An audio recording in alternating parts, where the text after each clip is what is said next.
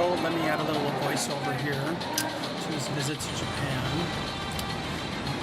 When you first arrive in Japan, you are fascinated by watching many things, especially watching food.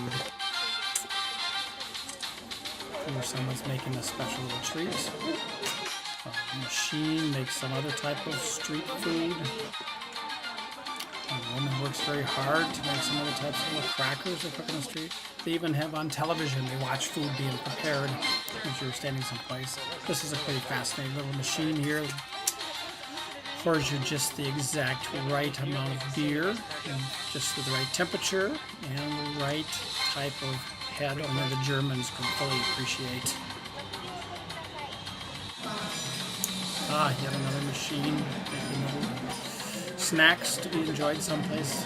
It's fun to watch. Lots of food for displays as you walk through train stations. Here again. And besides sightseeing for food, there's also sightseeing for other things in Japan. Here's the back of the boat. So you're taking a tour on the river. Lots of video game stations in Akihabara around the town. 4 or 5 stories of these. Museums with living creatures, some swimming thing here. You can also buy a knife, and they will engrave your name in kanji characters. Lots of old statues to see, but eventually you end up working up an appetite, and finally you will have to make a decision. You do want to eat something here. So how can you choose something to eat? Here's a squid being cooked on the grill, a piece of corn and some type of clams.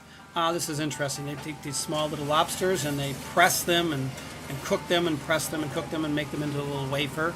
There you can see the wafer and the guys make a little adjustment to it, and you put the press back on it again.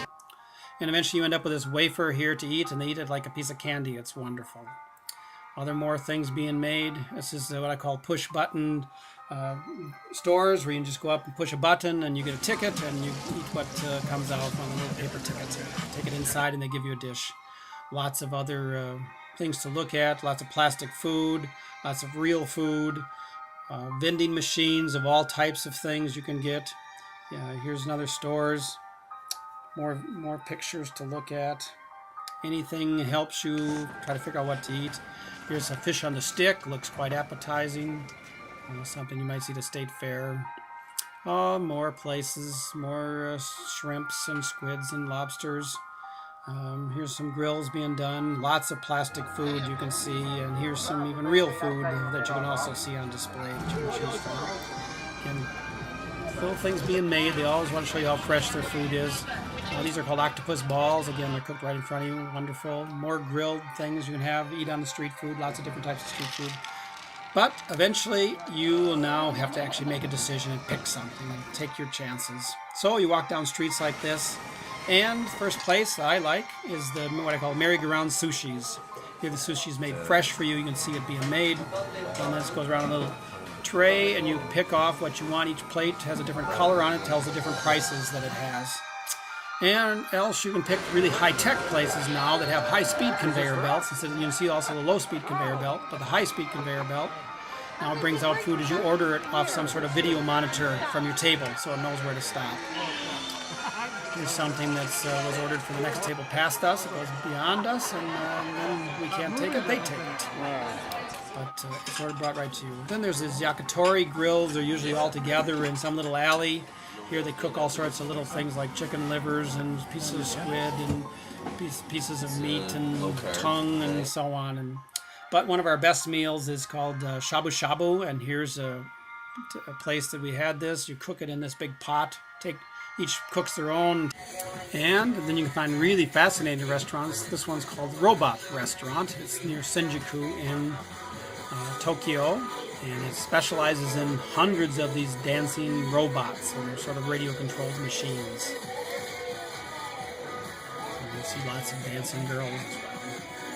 Very interesting. The emphasis here is on the robot and not so much on the restaurant. Here's the restaurant food. You can just barely see it. Bento boxes that are given to us that are not really worth very much. But the entertainment is something special. You don't get this at every type of restaurant, any place in the world.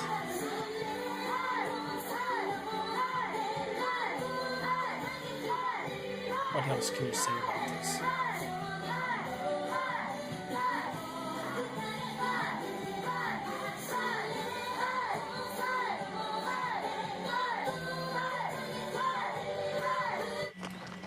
So I tell people maybe the most fun of going to Japan is just to go and try to find 3 meals a day.